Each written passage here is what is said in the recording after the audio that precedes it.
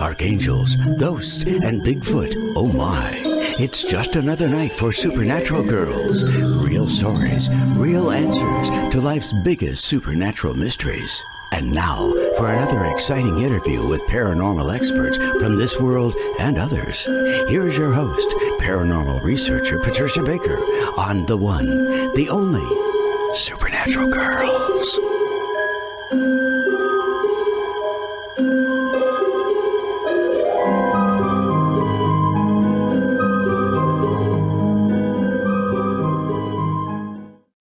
Welcome, everyone, to another exciting episode of Supernatural Girls. We are here for Spooky October. It has begun. We are ready, too, because we have a great guest tonight. Jason Offutt is with us, and we are chasing North American monsters. We're going to bring him on in a couple, but first, we got to find out. We're in October. It's a new month. We're looking forward to great things. It's all about new beginnings this month. Is actually the start of the next 9 years. Good. And I hope it continues to do a little bit better than last year did. Drink to that. It's the nice thing about it is we can take a good look at what we're going to be seeing in the coming year, because October is a 1 month going into our 1 year. So it's a preview of where we're going and taking a look at. It's a good time to make a list of things you want to do, how you want to handle them, and work it out as best you can, because this will give you your critique sheet for the coming year.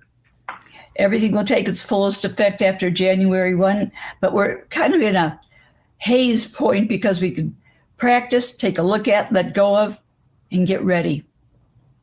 I'm ready. I'm ready. Yes. Boy, I know I am. I've been in a 9 year, even though I'm in October. It's a 1 month going into your 1 year. I still have that 9 kind of hangs in there until January 1. Shadow time around me like a noose. Well, I do want to mention to everybody, if you didn't catch our show last week, you need to. I'm going to repost the link so that you can listen to it. All of our shows are archived. Make sure you're following us on all our social media so you can keep up with the latest and greatest. We're on everywhere. We are on Facebook. We're on TikTok, where you'll see a little clip from each of our shows. Chanel is helping us with that. And last week's show, I have to say, really took us by surprise, because we've had a lot of money experts on talking about how to manifest money, tra-la-la. But this guest was incredible. Yes, was she not? That she was. Sarah McCrum. Here's her beautiful book. Get this book, or do what I did. Where am I going? I'm going this way. Thank you. Get this book or get the audio version. I have the book, but I also got the audio version because Sarah has a gorgeous voice, and it's really nice. If I wake up in the middle of the night or I wake up too early in the morning, I want to listen to something informative, and I put this book on. People who listen to this book or read the book, miracles happen. Absolute miracles. So there's something about the energy of this book that brings healing with it over your money stuff. So as you're going into this new year, as PK has been talking about, you want to take all of the good thoughts and positive energy with money with you. So Definitely. This book, it should be your Bible. It really should. It's phenomenal. We're going to bring Sarah back in November. She has another book out about shadow work, very important. And she is one of the most insightful guests we've had about personal work. So she's from Australia, and she's great. So get that book, everybody. I'm not kidding. It is the best that we've ever seen, and the best guest we've ever had about money. But tonight, guess what we have? Monsters. Trying to see if there it goes. There it is. This is a phenomenal book. Chasing. Great. We're chasing them tonight with Jason. That's North right. American Monsters. Now, Jason's had a fascinating life. He's written over 20 books. He grew up on a farm near the little town of Orick, Missouri. And in his life, he has been a farmhand, a journalist, a photographer, a bartender. My God, he's so interesting. And the mayor of that same small town. Jason now teaches journalism at Northwest Missouri State University in Maryville and keeps the world safe from the forces of evil. So he has a new book that he's sharing with us tonight.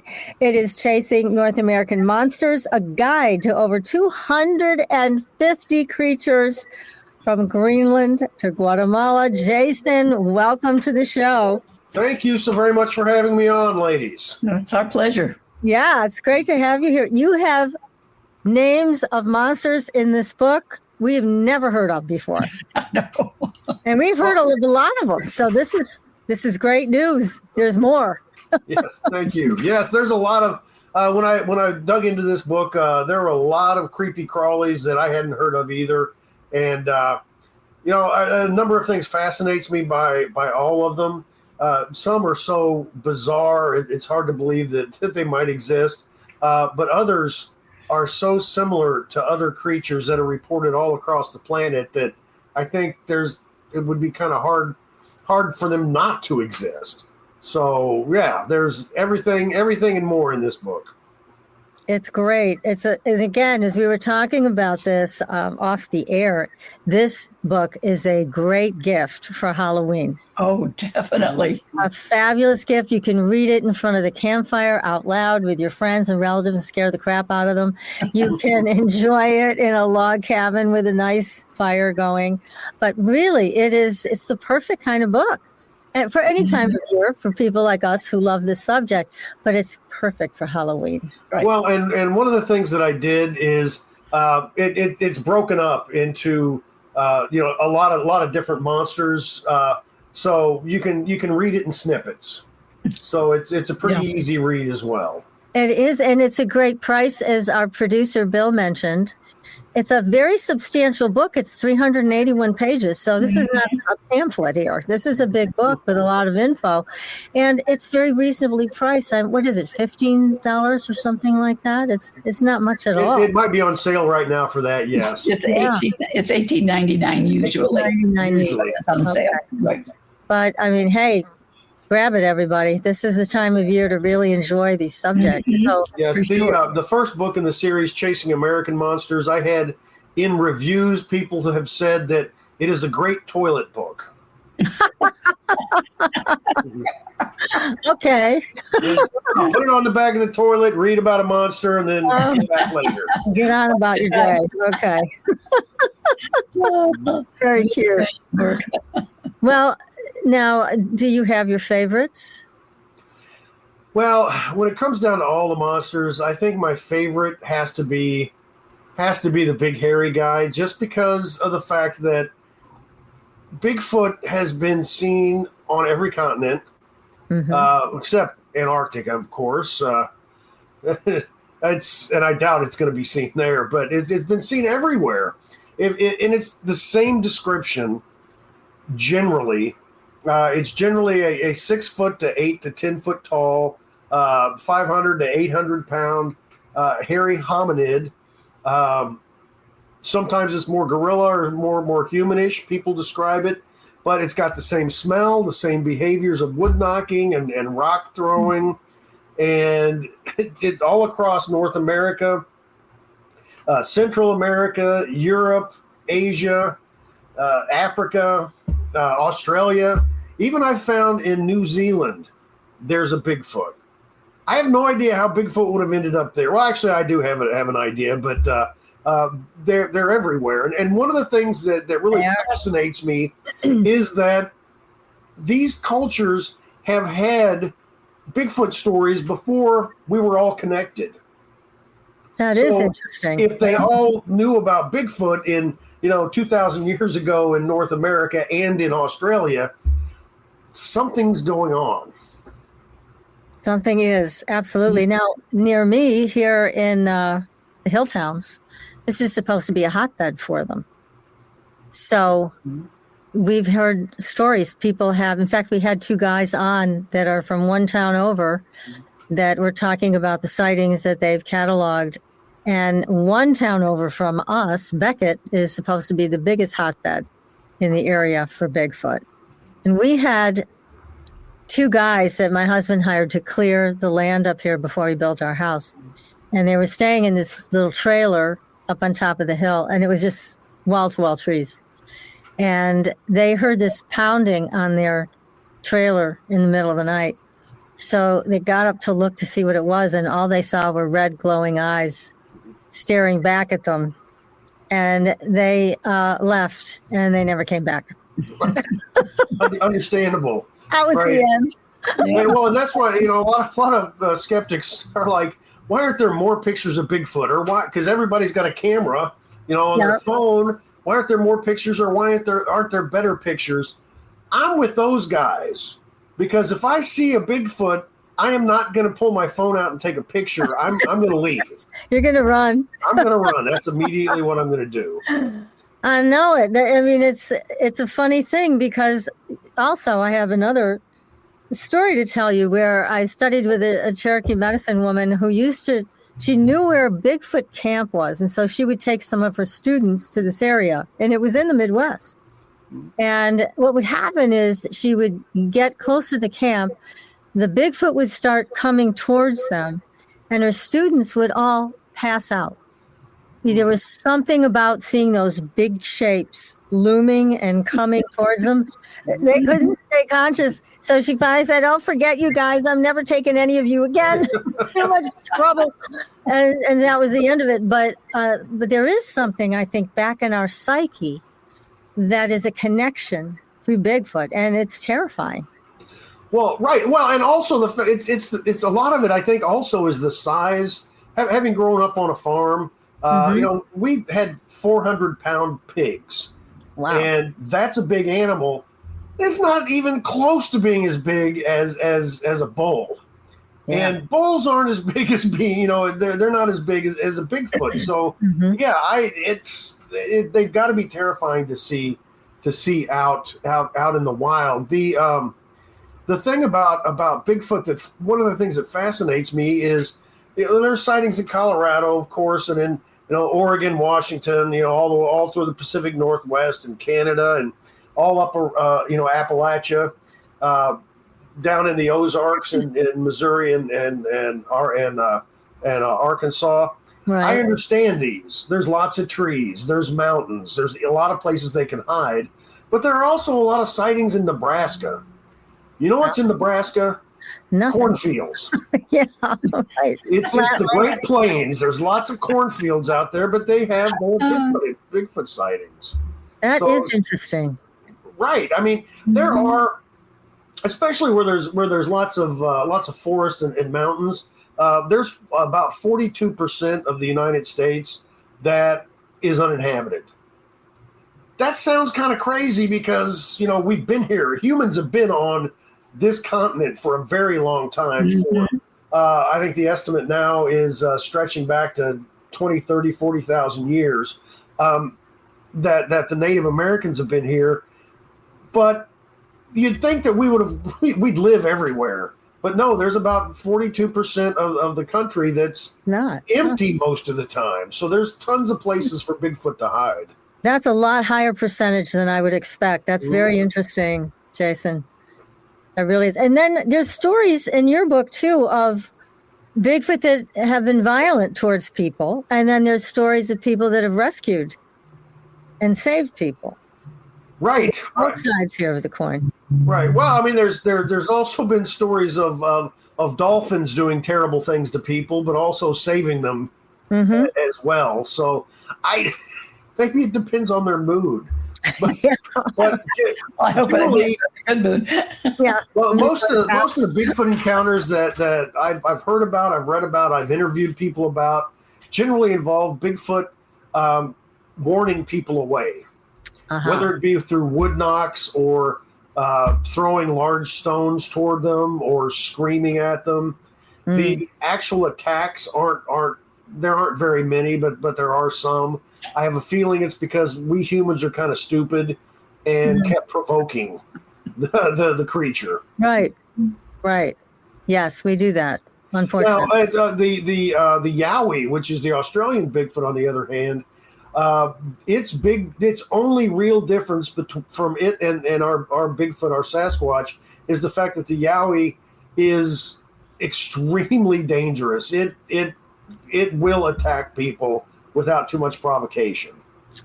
So they need to watch themselves there in Australia with that. That is Right. scary. Yeah. And there have been stories, I know, with David Paulides' work, Missing 411, of children that have been huckleberry picking, which apparently is something the Bigfoot like, is huckleberries, and children have been taken, never to be seen again. Right, and I've followed David's work. It's absolutely fascinating, Yeah. and he shies away from pinning any of the disappearances on Bigfoot. But some of the disappearances he talks about, you really sure sound like a Bigfoot. They sure do. Yes. There was one. In fact, this is before David covered it. I remember a few years ago in North Carolina, grandchildren were playing in the backyard, and the youngest one, who was like 2 or 3, I think he was 3 maybe. The older ones went in the house, and he didn't follow them in, and so Grandma went outside, and he was gone.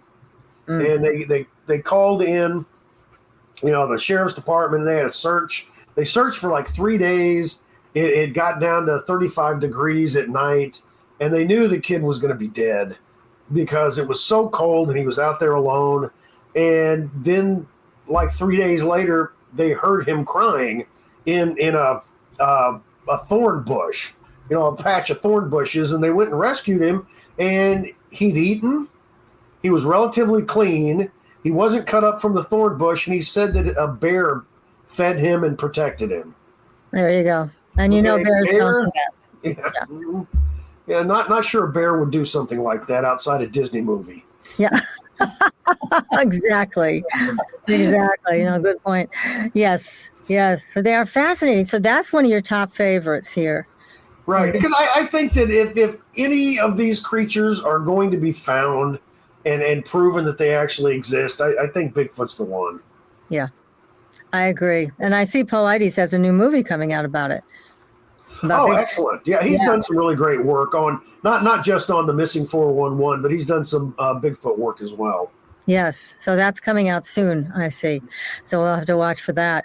But this is such a... How come you got interested in all these monsters? What was it that spurred you on? Well, it was the time I grew up. When I was young, it was the Bigfoot craze in the early 70s. Mm-hmm. And I was always a newspaper nerd. I've been a huge reader all my life. And we had 2 subscriptions, one to the Kansas City, Missouri newspaper and one to our local paper. Well, I was about 7 or 8, and this was 1973. I would have been 8. And it was July, and the Kansas City paper had a story about a Bigfoot sighting in Louisiana, Missouri. And I'm like, whoa, I looked up on a map, and Louisiana was on the completely opposite side of the state. It's over between Hannibal, which is where Mark Twain spent a chunk of his life, and St. Louis. It's on the Mississippi River, but still it was in my state. Yeah. And I followed these stories in the paper. I couldn't wait for the paper to come out the next day to see if there was a Bigfoot story. And I was full of Bigfoot. I even went out and ran around in the cornfields all day looking for Bigfoot tracks and drove my mom crazy. Oh, God love you. But I figured it was in the newspaper, so it was true, right? Yes. Right. So those are the good old days. that sort of got my fascination. I also liked monster movies, and then in the late 70s, when I was a little older, we had In Search Of with Leonard Nimoy. Oh, love that. And they covered a number of monsters. I mean, they covered Bigfoot and Yeti, and then the Loch Ness Monster and all that. And I really couldn't get enough. Yeah, that's great. Well, and here you are writing about it, fueling all of our nightmares. Thank you. Yeah, well, I was a newspaper journalist for 17 years, and I couldn't write about things like this. I couldn't write about haunted houses. I couldn't write about Bigfoot sightings or any of this. And then when I left the newspaper industry to teach at a university, I realized I have summers open. I can write about whatever I want to. So I started digging into these topics. Yeah, this is great. Excellent. Now let me ask you about Dogman, because I don't have the copy of your book. Is Dogman in your book? Yeah, Dogman. In both of my monster books, I've got a few Dogman encounters. Yes. Now, what's your take on Dogman? Again, is it another possible violent one or possible nice one, or what's the personality of Dogman? I'm completely. I don't know about Dogman. All right, there have been a number of encounters in Michigan. I think were some of the first ones. And then Linda Godfrey was a reporter at a small southern Wisconsin newspaper. When she started, a sheriff's deputy came in with a weekly report, and there was a woman who reported a werewolf out on a gravel road, and she got excited about it. And the deputy said, "We got a whole file called Werewolf. Do you want it?" So she started writing about what was called the Beast of Bray Road. Oh, yes. The Beast of Bray Road. Yes. Right. And a whole lot of people in the area around that Bray Road area where they would see this. It's like a 7 foot tall. It looked like a werewolf from a horror movie. It's walked like a man, though. Yeah. And I've interviewed people from Chicago and from Arizona. I interviewed a couple of people who were having a church meeting. They were in high school having a church meeting at somebody's house that butted up against a golf course.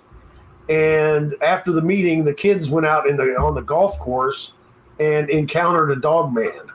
Oof. And they ran a lot, of course, because that's normal. And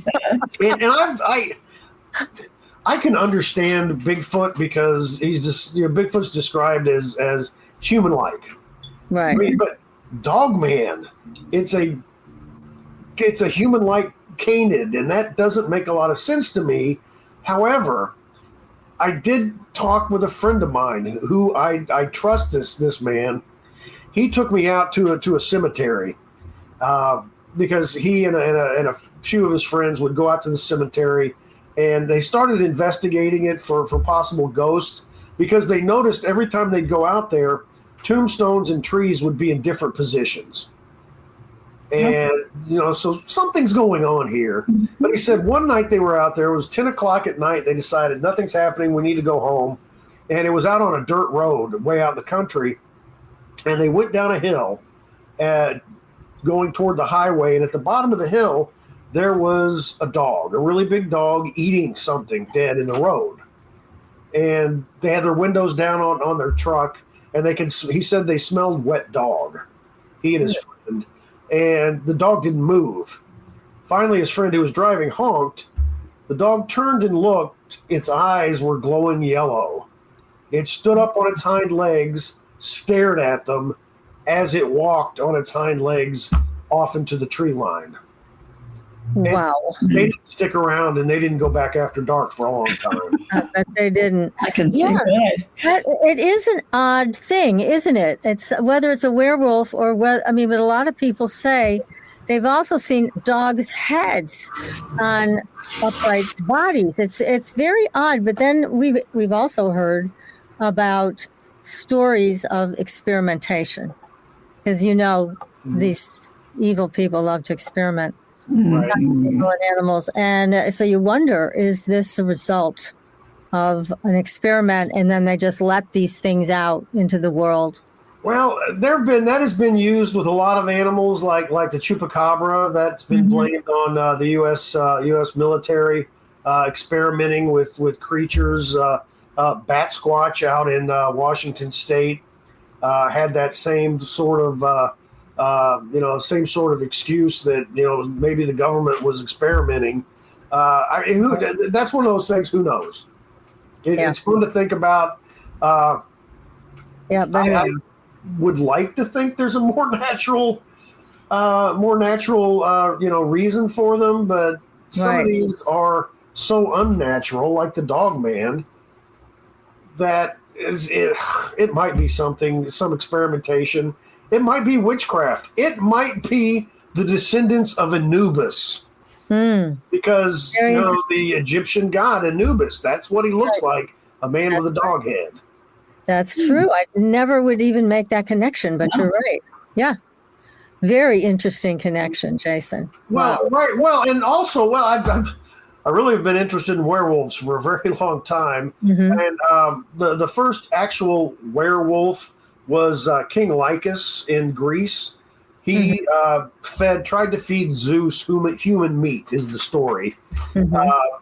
Because if Zeus or the gods would eat human meat, they would lose their powers. Oh. And King Lycus wanted to be king of everybody. But Zeus saw through his ruse and said that for a time you're going to be a wolf. Oh. And then you will change into a wolf and behave as a beast. And after that, you will change back into a wolf at certain times. So that's where the changing, the werewolf type story came from. That's fascinating. So I had no idea. That's the full moon change came with that. Well, actually, that's Hollywood. Okay. the whole even a man who is pure at heart and says his prayers at night will become a wolf when the wolfbane blooms and the moon is full and bright. Oh. That was just a poem written for the movie The Wolfman that came out in 1941. The original story of the Wolfman in Europe is a person could turn into a werewolf if they drank fresh rainwater out of the paw print of a wolf, or if they wore a belt made of wolf hide. Okay, you want to stay away from that. Yeah. Don't go drink out of footprints. I think that's probably. We're going to stay away from that. Yeah. This is great. Well, Bill, our producer, wants to know if you have a creepy Halloween story you would like to share. All right, creepy Halloween story. I was working on a book of hauntings in my home state, Missouri, and I went to the University of Central Missouri in Warrensburg. I had gone to college there. The oldest dorm on campus had a story about a ghost in there, and I'd never paid much attention, but I went there and I interviewed the custodian who stayed in that building, and she was like, "This thing's haunted." And as we were standing there and I was interviewing her, it was the summer, so it was really hot. We were talking, and all of a sudden we got cold to where goose pimples rose on our arms. And we're like, "Did you feel that?" "Yeah, I felt that." Which that was interesting, but then we got the director of housing to come let us into the third floor. The third floor of this dorm was the top floor, and it's been locked for years. They claim it's electrical problems, but for some reason they've never gone to fix it. The problem with that is there's one room on that floor that the lights keep coming on. All right, that's interesting. So he took me up there. He unlocked the door, took me up there, me and the custodian. We looked in the room, and the light switch was on. And the director of housing was like, this shouldn't be. So click, he turned it off. We walked down to the end of the hall because there was another, oddity down there. There was a 2-pane window that had a human handprint in between the 2 panes, and they didn't know how that happened. But they showed me that, and as we were walking past that room again on our way to leave, I looked in the room, and the light switch was on again. Woo! Nobody else was up there. It was just us. Whoa. Did you feel a change in temperature, like it get colder? Or at that time, no, but in that same building, I did feel the custodian and I both felt a change of temperature, and it was extremely obvious. Like I said, we had goose flesh, rising because it was hot, and then all of a sudden it was really cold. Oh, boy. So there you have it. Mhm. Okay. So are there ghosts? Yeah. I also saw a full-bodied apparition in my house when I was about 8. So I've always been comfortable with the afterlife. Oh gosh, was it somebody you knew? No, it was a farmhouse 6 miles outside of town. There weren't any boys younger than me within that 6 miles. He was our house had been a schoolhouse, a 2-room schoolhouse back in the day, and he was a little. I walked out of my bedroom, and I saw a kid with brown hair, parted on the left side.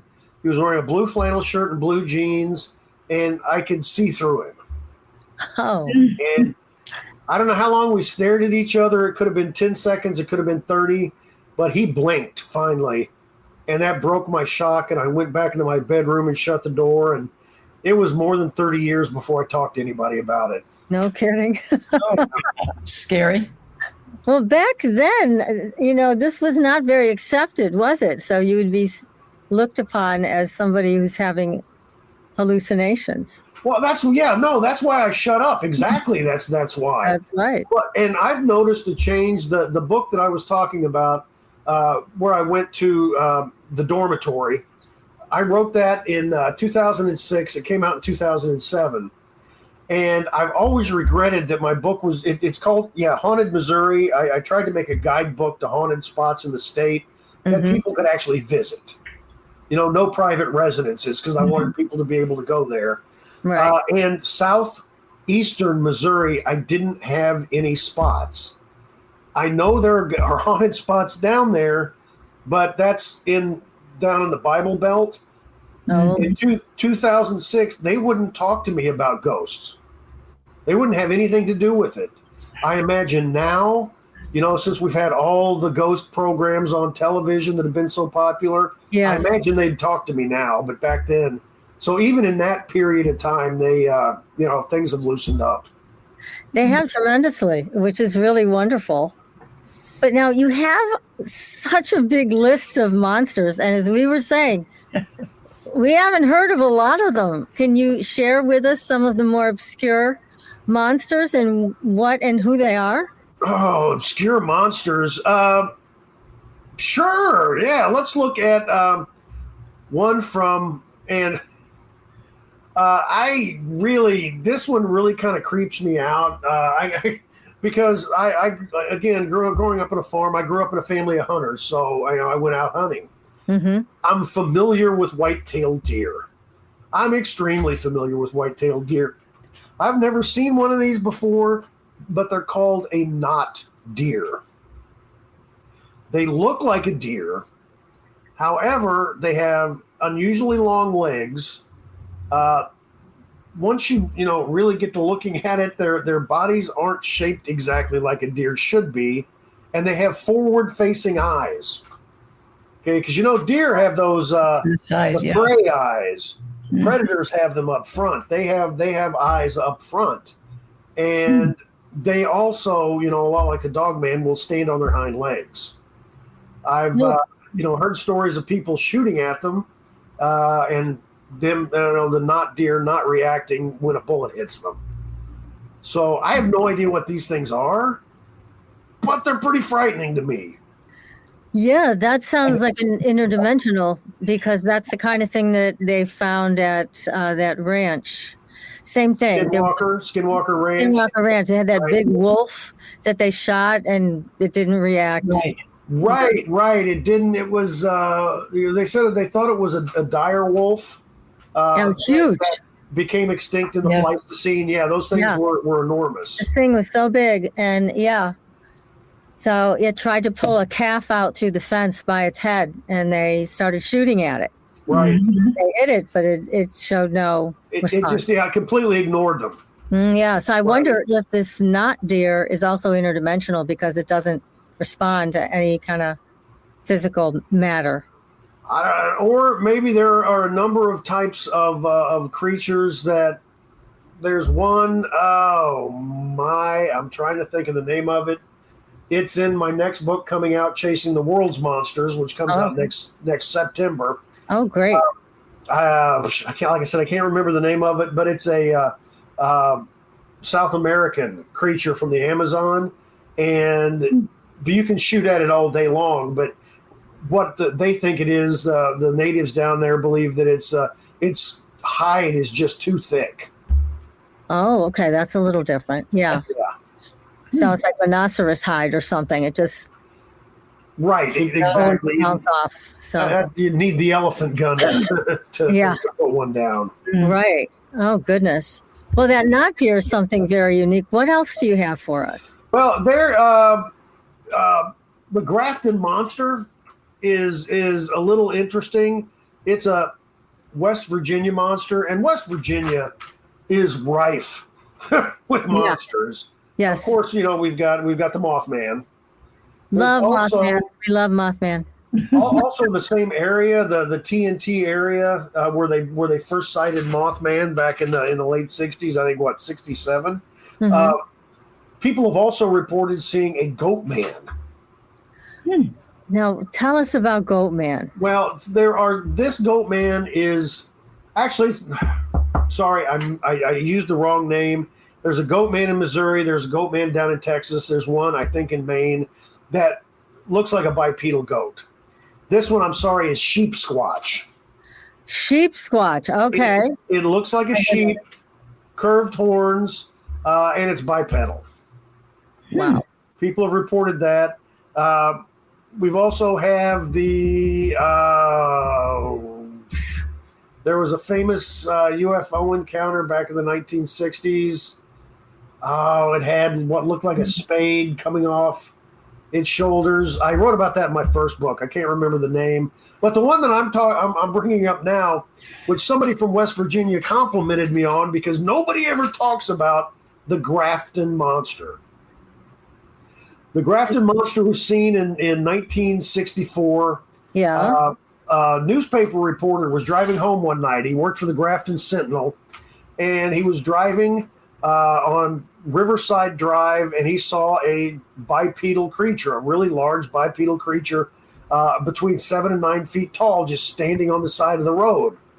He said it had enormous shoulders, and immediately, he'd heard about Bigfoot by this time, and he thought it might be Bigfoot, except for it didn't have any hair. And his headlights hit it, and it was a white, hairless humanoid creature that had tons. It was really well built, lots of muscles, and its shoulders were so big he couldn't tell if it had a head or not. Oh, right. So he kept driving because why wouldn't you? Very quickly. All right. He went and talked to friends of his who reported to the police that, when he told us his story, he was absolutely terrified. The friends went back to try and find it and couldn't. The police couldn't find it. Somebody suggested maybe it was a polar bear. They don't travel this far south. But the Grafton Monster, they have a festival every year. You can get a T-shirt. Oh. Yeah, that's an interesting one that doesn't get a lot of attention. That is.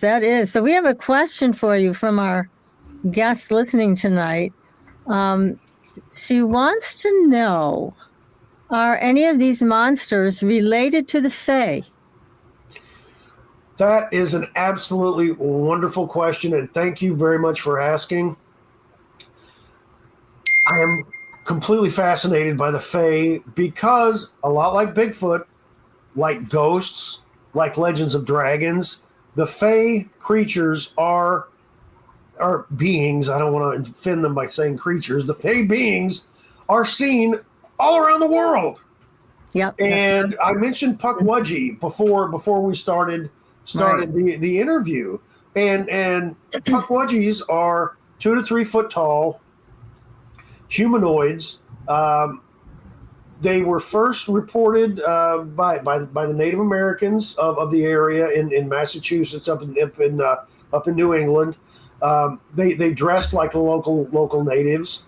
They used bows and arrows that were poisonous. That made people go to sleep if they got hit with them. Mm-hmm. And they had big ears and big noses. They were mischievous. If you treated nature well, they would leave you alone or even be kind to you, help you out of the forest if you were lost.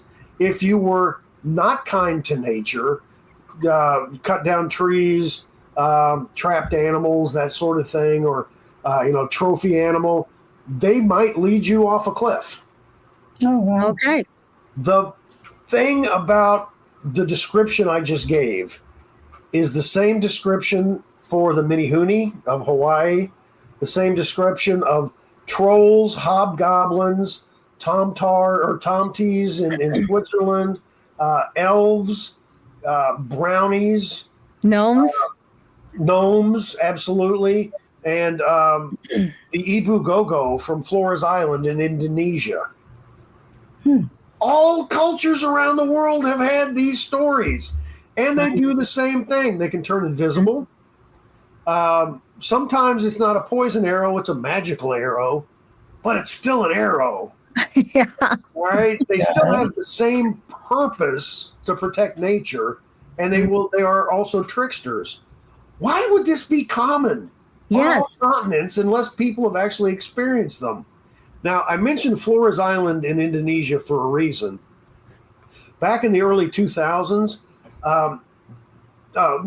Western anthropologists, talked to the natives of the island, who talked about Ibu Gogo, which meant grandmother who ate everything. And this was about a species of humans between 2 and 3 feet tall, big ears and big noses, dressed like the natives. They would come into villages and steal children.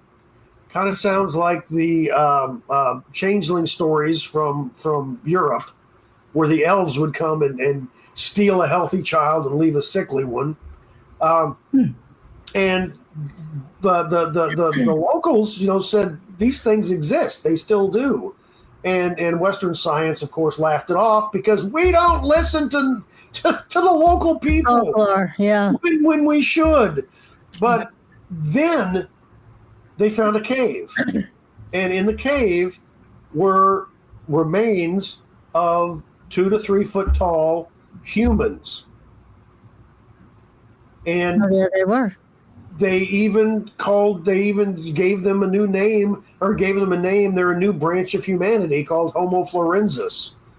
And since they were discovered in the early 2000s when the Lord of the Rings movies came out, the scientists nicknamed them the Hobbits. But the point of all that is they found evidence that what the local people had been saying for hundreds of years was 100% right. Yeah, all true. Yeah. Amazing. So how many of these other ones are right? How many Puck-Wedgie stories are right? How many elf stories are right? Exactly. I think they're all right. Yeah. Yes. And now Amanda has another question. She would like to know if you could talk a little bit about Wendigo.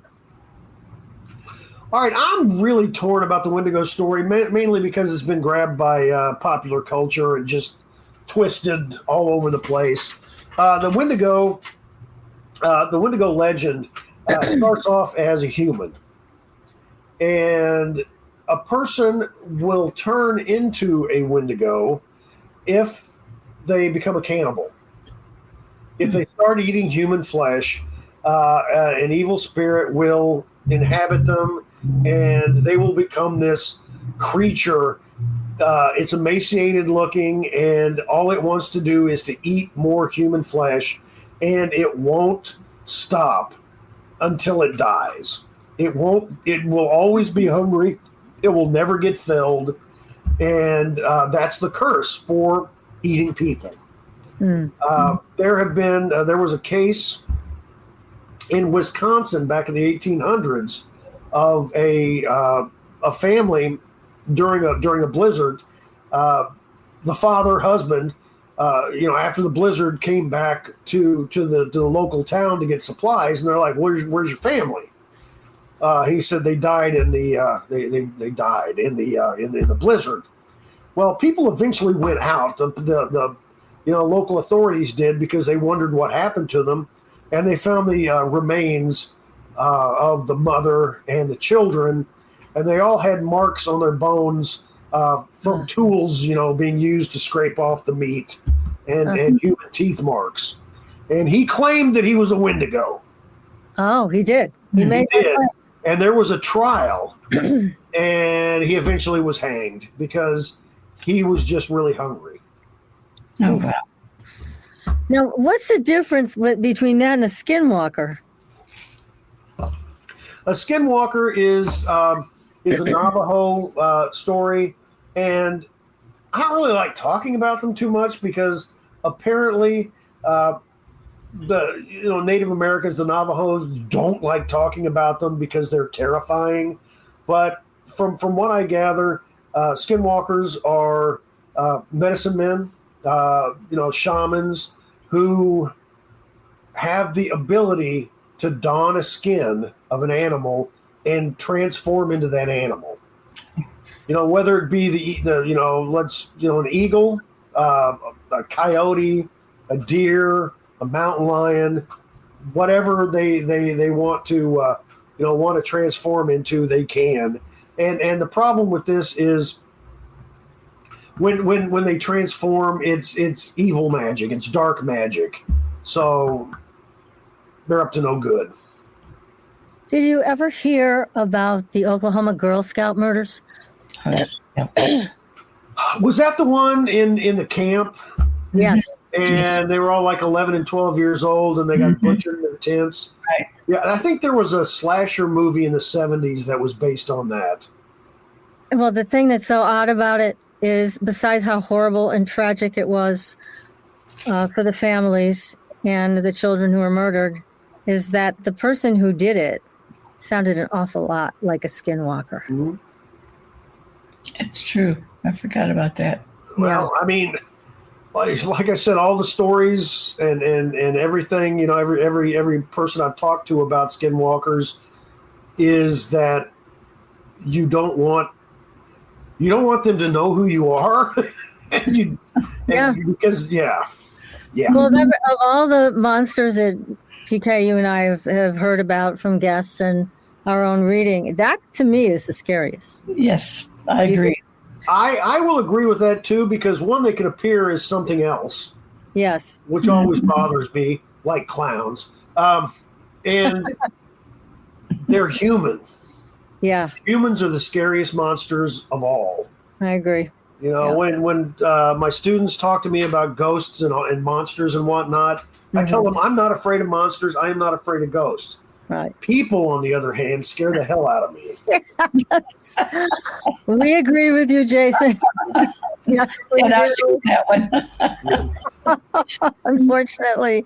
Yes. God. That's true. Wow, but you've done such a great job with this book. And I appreciate that. it's so much Very fun good. talking to you about all of it. You're so knowledgeable. You've got all the history, and where these things are located, and some of them worldwide, a lot of them worldwide. So tell us some more. We still have a few minutes left, so fill us in on some other ones we may not have heard of. All right. Oh, may not have heard of. Let's see what we have. How about the... I'm trying to remember what the name is. The Fresno Nightcrawler. I've never heard of that one. The Fresno Nightcrawler. Yeah. All right, the Fresno Nightcrawler. This was first seen in 2007 in Fresno, California. And, well, I guess it's another triangle. You got San Francisco, Los Angeles, and Las Vegas. So let's call that the Fresno Triangle. Okay. It's not a thing. Makes I just sense. wanted to say that. Yeah. Anyway, there was surveillance footage of what looked like a walking pair of pants. I've seen it. Right. I have seen that footage. Okay. Yes. There were people who saw that, and the footage was captured, and it looked like a white, pair of white Yes. pants. Yeah. And it's on video, and people reported seeing it in 2011. Yosemite Lakes Park, which is about 30 miles away from Fresno. Yeah, they look like bell-bottom pants. Yes. There was It's the weirdest thing. Once the video went viral online, there were a lot of people saying that I've seen it. There was a detailed report. A couple was driving near Carmel, California, which is about 150 miles west of Fresno, and they saw these creatures, and they said they were about 7 feet tall. They were driving around the road, and they said in front of them, and they said approximately 10 in front of our truck, the alien ran across the road and into the woods. Oof. So of course we don't know what it is, but they called it an alien, which what else is it? I don't know. It was about 7 feet tall, and it was bell-bottom pants. Yeah, it just looked like pants. It was yes, and that was on a security camera, not it was right. Yeah, the first sighting was a security camera. Yes, it was. Because now, I mean, what's so great is that there are cameras everywhere. People have security cameras, doorbell cameras, all of this. That's great. The problem is there's also AI, which is so realistic, and you wonder what's what. But that one was before AI, the walking pants. Yeah, there was. Here's a problem. When it comes to photos, when it comes to, and this was even before AI was being used like it is. I can make something on Photoshop that looks almost realistic, and I'm terrible at Photoshop. Okay, so there are people out there who are wizards with it. Yeah, and absolute wizards with video programs, and they can make something that's not real look real. Yeah, that's very difficult. So I trust film, from like back in the 50s, but I don't trust anything from today, especially not now. Yeah, it's so hard. But it is helpful when there's an eyewitness, and there was an eyewitness to the walking pants. There were a number of eyewitnesses. That's right. The more eyewitnesses, the better. Yes, that helps. That helps a lot. Yes. So is there any of those monsters you would like to meet? What do you really mean by meet? Right into or invite down. Which one? From a distance through binoculars. Yeah, I'd like to meet all of them. Okay.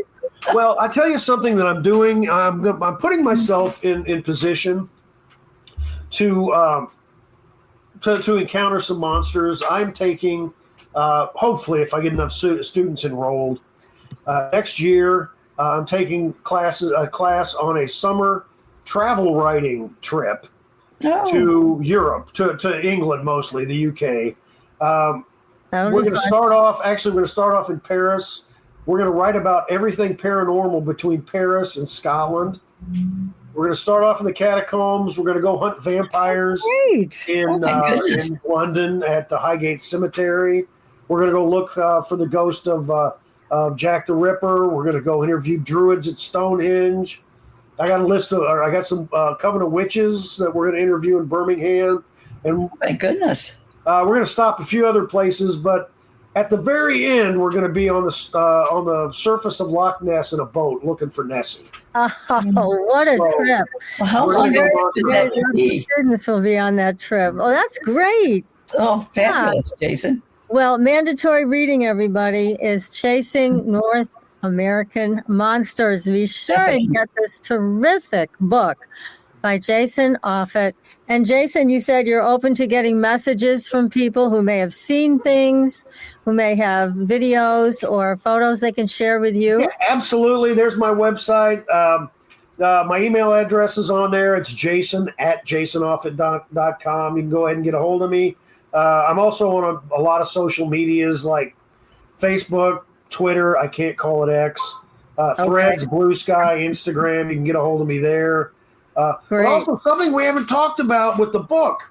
The Oh, I've got to wrap. I'm so sorry. The foreword's written by Lauren Coleman, the most well-known cryptozoologist in the United In States. the whole national scope. Okay, everybody, get that book.